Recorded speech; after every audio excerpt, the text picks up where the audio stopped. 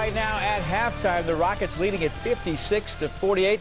Time now for the Toyota halftime report. You know, it seems only fitting that a Rocket would spend a lot of time at the Johnson Space Center. Well, Scola didn't spend a lot of time there, but certainly spent enough time to get a chance to see what it was like to be the world's tallest astronaut.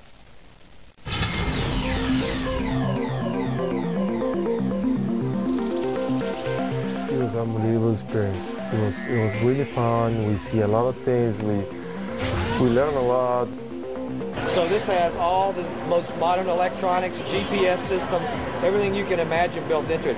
You can either have this thing drive itself by computer, you can walk and tell it how many feet you want to follow you. It'll follow you and avoid the rocks that stay behind you. It never went to space, right? No, this never will.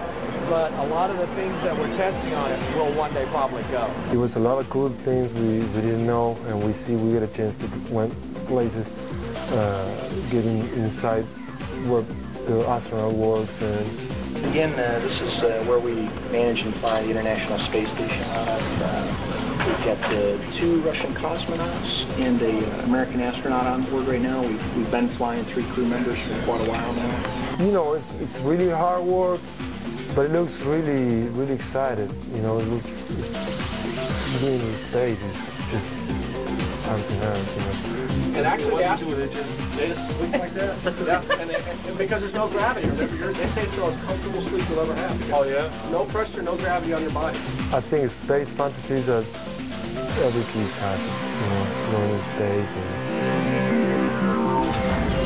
Now, it may be dangerous. What if he sells our space secrets back to Argentina? Did you ever think about that? Maybe they should have.